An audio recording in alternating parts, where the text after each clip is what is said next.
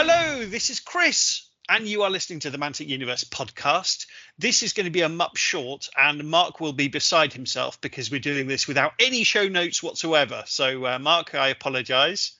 And with me, I'm very happy to say, is Scott Lewis, and we're here to talk about the Mantic Open day recently. So, hello, Scott. Hello, Chris. Hello, buddy. So should we talk a little bit? So Scott has a YouTube channel, which we're going to discuss in a little bit, called Pannithor. It's absolutely fantastic.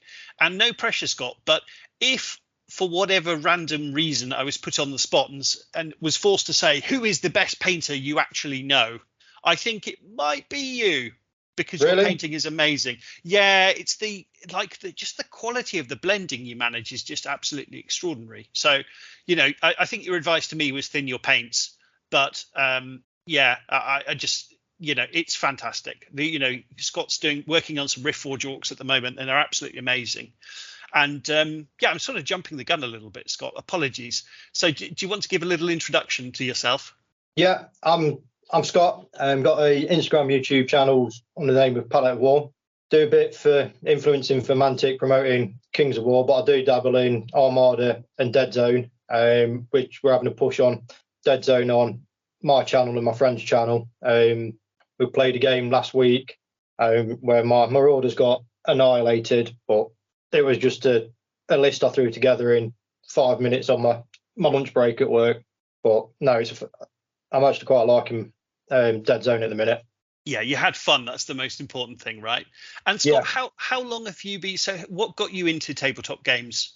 It started when I was at secondary school, like 30 odd years ago. Used to be massive into Airfix models. And I went down to my local model shop like I normally do, and he was rearranging his stock and his shop, and he had another wargaming brand on the table, and I'd never seen him before, and I ended up spending my pocket money on this space soldier in massive armor. I wonder what that might have been. Yeah. So that's how that started. And it was I was just painting them for a couple of years.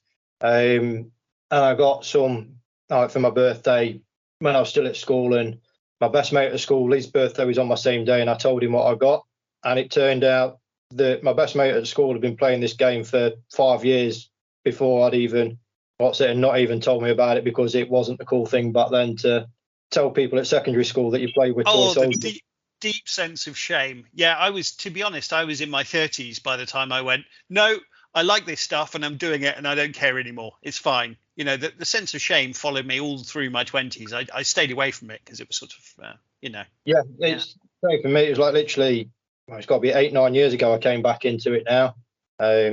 Just came back into painting it, started playing a bit.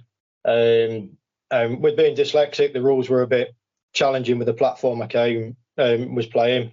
And then was that 40k, buddy? Sorry, was it 40k? Yeah, 40k in Sigma. It was. I mean, I learn by playing rather than reading. I can read, but I don't absorb it. So I have to have people teaching me whilst I play. And it was just getting too complicated and overwhelming. And then a friend said, have you tried Kings of War? And that was 16 months ago. And I'm now a Pathfinder and influencer for Mantic. And I play Clash. It's funny how that goes, isn't it? Fantastic. Yeah. And funny enough, you mentioned obviously you can read and you read the rules, but you don't absorb them. I'm actually very much like that as well, weirdly enough. If you sit me down with the rule book, firstly I'll get distracted by something else. But I obviously I read the words, but I don't really take it in. So, it's much, much better for me just to sit down with somebody else and them show me how to play the game. I find that much, much easier than just sitting down with the book. But yeah, partly that's just my very poor attention span. Super. So Scott, apologies, Peter couldn't make it. Pod All Star was due to be on the pod, but he's double booked himself, which goes to show just how easy that is to do, dear listener. We've got work and life, and those things obviously take precedence. And Scott, we met. So we've had a link to your show note in our show notes to the pod, to your channel for a long time now, because your stuff is fantastic. So dear listener, please follow the link. But we met for the first time at Clash of Kings in Nottingham, and it was fantastic to meet you. And it's amazing how quickly you go from, I haven't actually met someone in person before, but we've been chatting for ages, and it feels very quickly like you're just meeting up with old friends, which is, it's pretty special, isn't it, to be quite honest? But I said that on the Sunday to you all, didn't I? I said, it's like, it's mental how we've been chatting on Messenger and WhatsApp, and then you meet, and then it's like the weekend's over, and it's like you've been friends for like the last 10, 15 years. Exactly right. And it's very on brand, Scott. So Scott just, I'm sure he won't remember me saying, as we're talking, he's got some of the beautiful Mantic sci-fi terrain that he's just painting. And the way you're stroking, the way you're using your brush, I can just tell, I can't even see what you're painting, but I can already tell you're a better painter than I am, just the way you're holding the brush and the control you've got over it. Whereas I sort of just rub paint on things, Yeah, well, because it's terrain I'm using for a tournament I'm trying to organise in March. I'm using the slap chop, so it's just zenithal and then contrasting inks over the top. Fantastic. And because it's terrain, you don't have to really be too careful. Fantastic. So Scott, you went to the Mantic Open day. I did. And maybe you can talk. Obviously, a lot of the kind of reveals are out in the public. Although we got a scoop on the podcast. I think Ronnie accidentally mentioned Night Stalkers were coming to Mantic Sci-Fi on the pod, which is exciting. Yeah. But that was obviously big news. So I'd encourage the dear listener to go and watch the really cool videos from Mantic. But I thought it would just be great, Scott, if we just got a sense of the day of what it was like to be there, because obviously you can't replicate that in a video. Yeah, no, I was quite fortunate because we got there a little bit early, probably about half hour before the doors should have opened. And Ronnie being Ronnie, and remembering, because I turned up with the hat I stole off him from Clash of Kings. I remember that. The Aussie hat. I was wearing it outside. He was talking to me and my three friends that came with me. And because we were talking, and before we realised we was inside whilst they were still setting up. So we kind of got to. That doesn't hold up in court though, Scott, if I'm honest. The owner let me in. Yeah, no, we were talking to him, and then before we realised we were inside whilst all the employees were panicking, running around, setting all the games, the tables, and everything up. But it being Mantic, they just carried on doing it and talking to us whilst they were setting up all their games. And I'll just throw this out there very quickly, Scott. So I just want to say again, thanks so much, because we were, when we were at Nottingham at Clash of Kings, how do we get around? And Scott was like, oh, I've got my car. Okay, but there was about 7 of us or something. It's got like, yeah, it's no problem. It's and it was literally it was a luxury, perfect car for getting us around. So thank you so much again for just being so wonderful with that. And Scott, your friends that joined you, are they kind of long in the tooth Mantic fans, or are they people you've roped into it, or just your local gaming buddies? There's 2 of them. We've got Dave Bell, who's Wargaming old guy on YouTube and Instagram. We do a few battle reports. We're trying to aim at doing 1 battle report a month, flipping between Kings of War, Ambush, and Deadzone. Firefight as well. We're going to try and get into once I've pulled my finger out and decided on a Firefight army. What are you thinking about? Is it a toss-up between a couple of different armies? Assyrians, yeah. I like the Space Elf theme. I like the ship. I didn't get into Mantic sci-fi stuff for a long time because, to be honest, I heard the games were great, but I go on the website and look at the models, and it's not even necessarily the paint jobs, but it's just like the way the photos are taken was really off-putting. And I got some Asterians. I got just like a small pack of Asterians because they were on sale, and particularly the marionettes and things like that. I didn't like the look of them. I get the models. I absolutely love them. I think they're super, super cool. I love Asterians is now one of my favorite factions. And I always think that's really unfortunate that Mantic aren't sort of putting their stuff in the best possible light, if that makes sense. Yeah. Good you touched on that, because they actually this year at the they had their photo room open, and the chap that takes the photos was there, and anybody that went in, he was giving you tips and advice how to take the better picture of your model, which is something that they're trying to push towards, but because of the amount of model range they've got, they can't renew the pictures of every single model and unit. So they're just trying to, as your new models come out, like your Twilight Kin and your Night Stalkers, they're trying to implement that system of that better picture to better represent what that model is. Because as you're aware, when you came to that open day, you've got the the pictures of the models on the website, and then you see the same model in the cabinet, and the difference is the ones in the cabinet give you the Golden Demon crystal brush feeling, don't they? But yeah, it's exactly the same model that's on the website. Completely. And something you still hear from people, from old tabletop gamers, is, oh no, I don't want to buy Mantic models, the models aren't very good. Well, actually, the new ones are fantastic, absolutely fantastic, great value. And I think part of changing that perception is Mantic just putting their models in the best possible light, something I've talked about in the pod loads of times, right? But GW aren't great at writing rules for games, but they are really good at making money. And one of those things is making their really nice models look even better in all the photography, etc., etc. So it's great to see that Mantic is catching up. And so super. So Scott, you're in early. So what was the format of the day? You've already mentioned obviously the photos. Yeah, so the format of the day, you've got the photo room, where it was, to be honest, if you went in, they had a few bits lying around that he was demonstrating taking photos of. But if he wasn't switched on, you wouldn't have realised that the models he had on the table were the new enforcers in the big heavy armour with the big weapons. They had Nova Shock, I think. Yeah, Nova Shock. So they had them out on the table in the open, and I think that so many people overlooked the fact that it were two new models. Same as when we were walking around, all the pre-order models, and there was a few that are still to come. I think were we got sneak peeks when we were at Clash of Kings, but they were in the cabinet painted, and because they just mingled in with the other ones, people were, I think, overlooking the brand new models teasing you in the cabinet. Amazing. When we were over and me, Mark and Clem went to Warlord Games, which was, again, lovely, really lovely people. And we went and met they have two professional painters, and they were just casually painting some ABC Warriors for the new release. They're painting the studio copies, and they're just really nice people, right? So you're like, oh, this looks interesting. Like, yeah, this is coming out soon. Don't worry about it. Happy to talk. It's really, really cool. Yeah. So yeah, so you got that. Super. And how long did the day last for? Can't remember if the doors opened at 10 o'clock.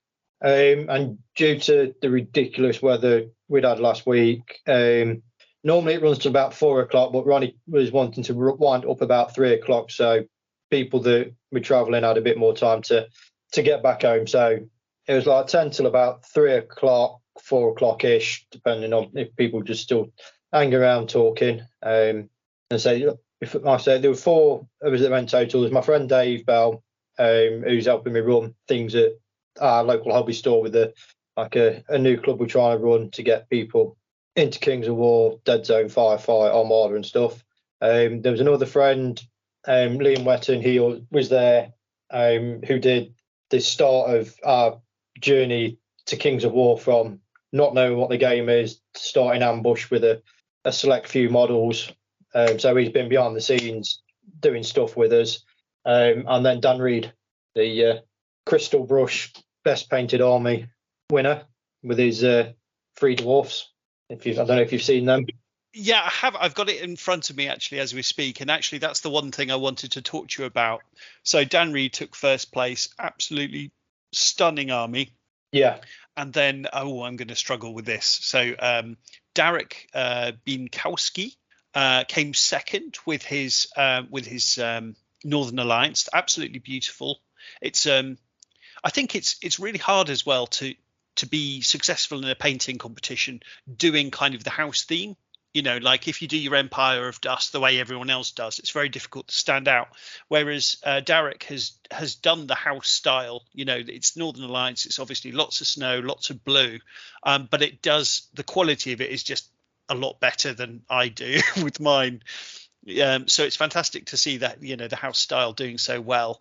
And then it seems Mitch, and apologies, Mitch, I'm not sure how to pronounce your surname. Is it Key or he seems to have cleaned up almost every other award, which is very interesting. He came third with his Night Stalkers, but just the quality. I mean, I don't know if Scott, if you've seen the diorama winner, which is an Asterian Spectre fighting against an Enforcer Strider. Yeah.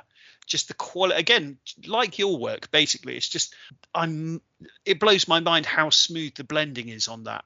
It's just, I find that just extraordinary. Your advice to me was, thin your paints. But yeah. I feel like there's not thin enough paint in the world for me to be able to get that kind of quality. I'm just slapping paint on things and, it looks fine. I'm kind of happy with it for what I want it. But just this is how to explain this. This is a honeybee seeing a supermarket full of honey. This is just that's a very weird analogy, but it's I can't imagine aspiring to this level of quality, which is, if I'm honest, it's you're up there. It's just amazing. Thank you. It is it's difficult to explain, but a lot of it is confidence. But thinning your paints is the big one. My always philosophy is, you can always add paint, you can't remove it. So if you put it on too thin, you can always build up. I know it's going to take longer, but if you've not got your paints thin enough and you put it on too thick, it's really hard to remove that paint. So that's why I just, if anyone asks, just make sure your paint's really thin, because you can always add more layers, but you can't take layers away. Yeah, that's really good advice. Fantastic. Yeah.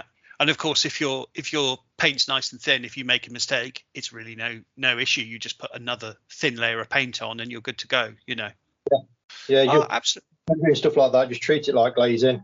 Even if the simplest thing you can do is do your base color, your mid-tone and highlight, and do it really rough, and then your mid-tone, just really water it down and glaze it over all the top, and it'll blend it all together. It'll take them sharp edges away for you.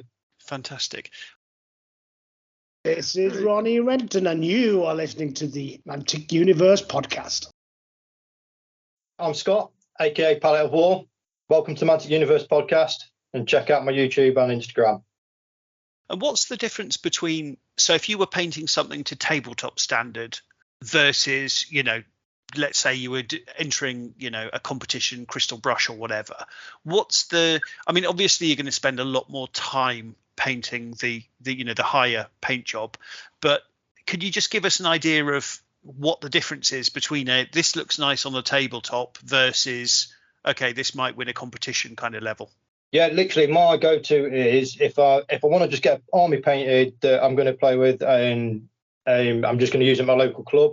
Obviously it'll be undercoated with, say, black or a grey, and then I'll just block in all the base colours. So I'll just paint the whole model in base colours, and then I'll put a soft or strong army wash over the top, and then that's it. That's my tabletop standard, because it'll look good at a distance.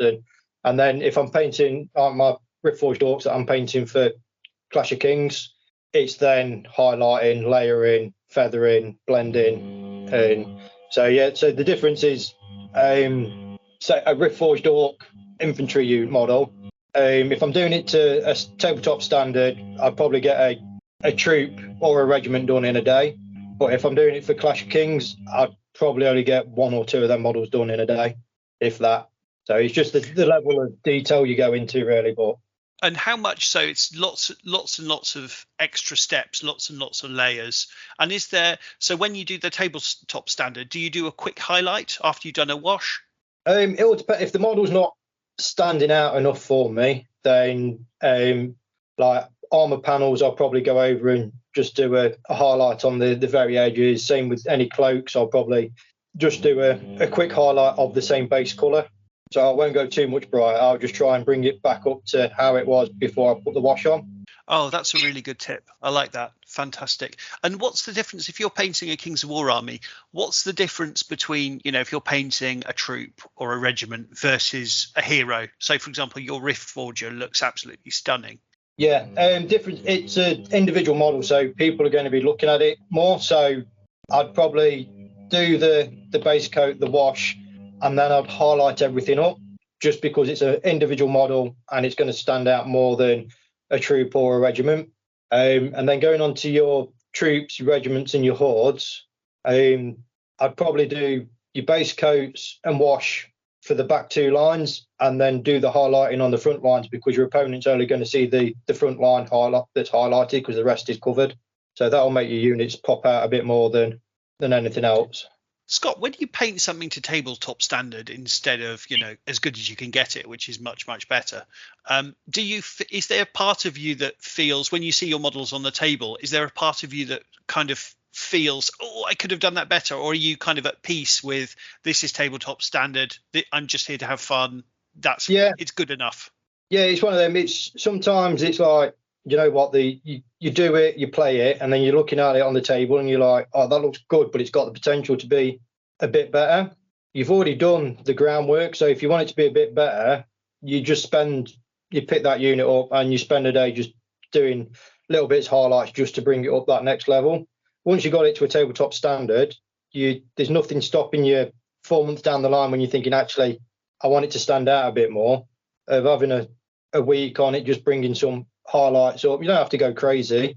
And then next time you put it down, it'll look like you've completely repainted another unit, because you've just done them basic steps of just bringing the highlights up a bit. I was messing around with homemade washes for doing my firefight stuff, and I was quite happy with it. So I was just mixing stuff into some mediums and just having a little play around with it, and I really liked it. So I ended up going back to, I think, all of my firefight armies, and whenever there was metal, so my Marauders, my Forge Fathers, my Asterians, I created a different color wash. Yeah. Or sorry, I call it a glaze, I suppose. Let's say glaze. I don't really know what I'm talking about, as you know, Scott. And I ended up going back and doing all of my Mantic sci-fi stuff, because it was really fun, and I thought it just made it maybe 10% better than it was before, and it was quick and it was fun, and I felt, oh, I've made this. It was very, very simple, but it was really, really cool. So yeah, as you say, Scott, if you've climbed halfway up the mountain, you can just choose to keep climbing if you want to. Fantastic. People need to remember as well, when you're painting your army, you're painting it for yourself, you're not painting it for anybody else. As long as you're happy with it and you're happy to put it on a table and play people, then that's the goal achieved. Yeah, completely right. This is all just a hobby. It's just having fun, right? That's the only thing that matters. This is fun. We're doing this in our free time. If we're not having fun, what the heck are we doing? And Scott, can you talk to us a little bit about, so do you use a wet palette or just a...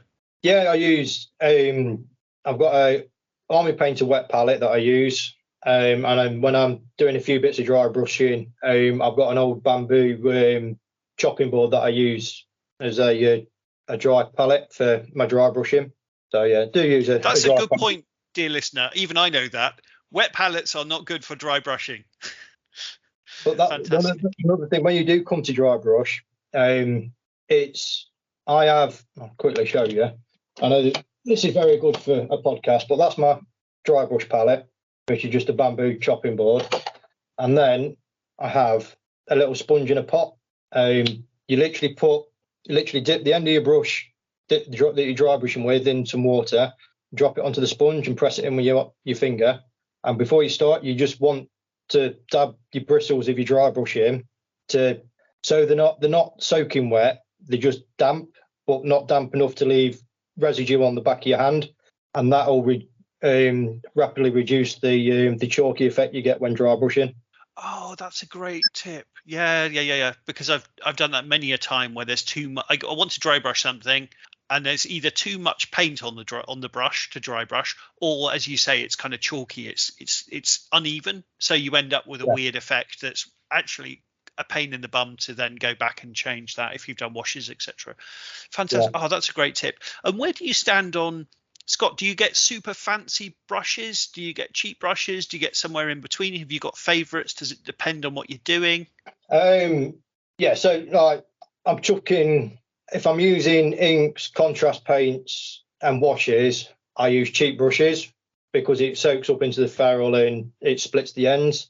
But when I have got my I use Artis Opus. I like the amount of paint the old in. So I've got a variety. I've got cheap synthetic ones. I've got old Games Workshop ones, Army Painter ones. My dry brush set is Army Painter dry brushes.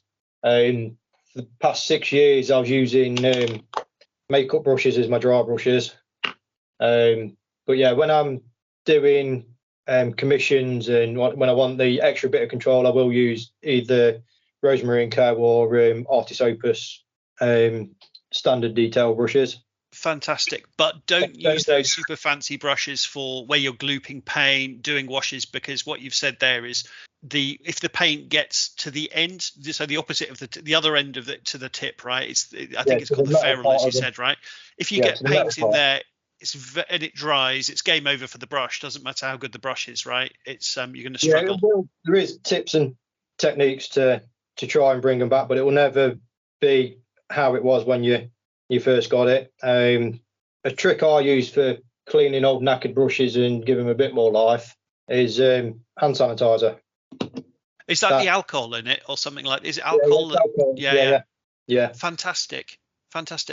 And I had another question and I can't think of it now. And have you used brush soaps or anything like that, or you're good with the hand sanitizer? Brush soap. Yes. The answer is yes, dear listener. It helps. I say obviously not your more expensive ones are real hair, animal hair. So you do need to try and keep them conditioned to help try and keep the shape, because it's all about keeping that nice point. The minute that point goes, then you're not going to struggle, but it's going to not be as easy and nice to try and get them dots on the eyes and stuff like that. It's just not the same, is it, to be honest? Loads of my brushes have got at least 2 tips, and you can make it work for things like edge highlighting or, as you say, glooping paint on things. It doesn't really matter, but yeah, it's just not the same, is it? Fantastic. And I just wanted to mention as well, just looking at the Mantic, the crystal brush competition, just wanted to mention the new recruits. So first place was Antec with he's done a fantastic looking Enforcers army. Gottfried came second with his wizard, and third place was Rainer, apologies if I pronounced that wrong, with his ice elemental. So that's really good. So well done, guys. And Imia's fourth place with his Nucker. So lovely Mantic model. So congratulations to the young bloods. Scott, sorry, we went down a bit of a rabbit hole there with talking about painting. But so Mantic Open Day, just to bring it back then. So obviously there were a lot of presentations. There was the photos. Was there anything else going on?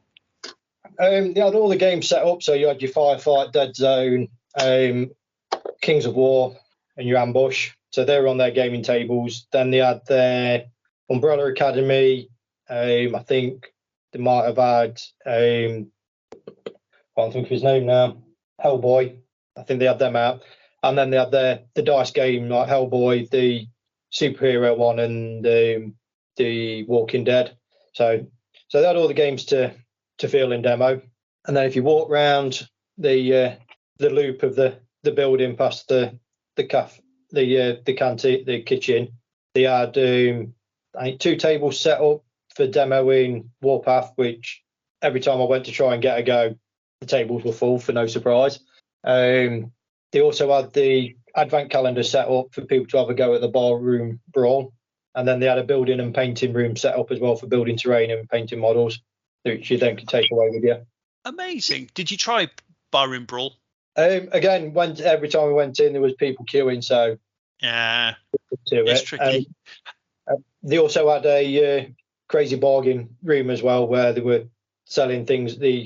A lot of Vanguard stuff was on sale. I can't remember the exact prices now, but all the Vanguard boxes were heavily reduced, and they had Terrain Crate 3 on sale, reduced as well to get you in, get you into using the terrain. And then they did the resin tour as well with Ricky. Oh, fantastic! Yeah, fantastic. Oh, yeah, we did that for Clash of Kings. Well, it was me and my cheerful sort of pushing through kind of a situation where I just ignore the social cues of no, Chris, stop, just cheerfully, hey, what are you up to, but he's a lovely, lovely man. And so the Warpath, so obviously it's in the small scale. Yeah. So 10mm, I think. It's coming, yeah. So it's coming to Kickstarter. Did you get a sense of do you think they were plastics? Were they PVC, or is it impossible to tell what they were? I think the only ones they had out were 3D prints, and the ones you were playing on the board were just round bases, didn't have anything on. They just had the names of the units written on. So I've got a feeling it's going to be the new plastics. Just because it's easier for him to mass produce, and I've got a feeling it's going to be the new plastics. Fantastic. Yeah, I'm really excited about that. And then part of me thinks, I'll definitely back the Kickstarter when it comes. I think it's already on preview, dear listener. But and then I think I already don't have enough time to play Armada. I don't have enough time to play Firefight. There's already enough fantastic Mantic games in a way, but I will definitely back it. Fantastic. And was there anything else on the day that was worth mentioning? Was there anything that really stuck out to you? I was say they had the demo with Worms again, which I didn't get to have a try, but Pete had a play of quite a few board games, so it might be worth having a chat to him about the board game side of it. But no, the big standout for me was, I've done the resin tour a few times, but no, the big standout for me was the photo room, and just getting the tips and advice on how to take the photos and what equipment they use. So, and then obviously the Ronnie talk at the end is always interesting. That's definitely true. And they've got their run. They've got the license to do the run, right? Yes, they've got the license to distribute the run for tournament and competition winners. So they're allowed to they're allowed to post it out and stuff now. So fantastic. Super. Scott, thank you so much for joining us and taking the time, and for all the amazing tips. Is there anything we haven't discussed that what have I missed? Bear in mind, dear listener, we didn't have notes, and that's entirely on me. Yeah, no, these, like I say, Ronnie dropped the hint of Twilight King coming to Firefight, Deadzone. I can't remember where around it was. And the other thing is, I'm not very familiar with it, but it was heavily hinting on the return of a revamped Vanguard at some point, which will be the gist we got was they're going to redo it, but it's going to be like Ambush is the lead into Kings of War. It's going to be a separate. It's more of a hero based, so it's going to be a side game rather a lead and step into Kings of War. That sounds perfect. That sounds really exciting, really interesting. Yeah, because Ambush naturally is the lead into Kings of War, right? And I'm not really sure how Vanguard could be because it's all individually based. That's amazing. And this is a really random point, but I actually think the Night Stalkers will look super cool just on round bases. I think they're going to look really, really cool. Be interested to see if Clem does an army for that, because he's already got a massive Night Stalkers Kings of War army. But I think that was a great idea because it's so easy for them to transition that into their sci-fi games, and I think it'll fit right in. I think that'll be fantastic, and maybe offer some different play styles that don't exist. Maybe it makes it less likely that the Nameless come, because that Gribbly monsters, they might, maybe that's too similar, but it's really, really cool. Fantastic. Super.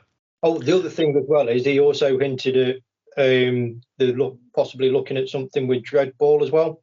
Oh, interesting. Which I've never played. Everyone says it's a brilliant game, but I'm looking at Mordor has a fantasy football game, so no one ever plays it. Sorry, buddy, carry on. Yeah, our club's looking at getting a couple of the boards and teams. And I was lucky enough to acquire some of the neoprene mats at the open day as well that Mantic gave me, along with fantastic, all this Terrain Code 3 stuff for the tournament.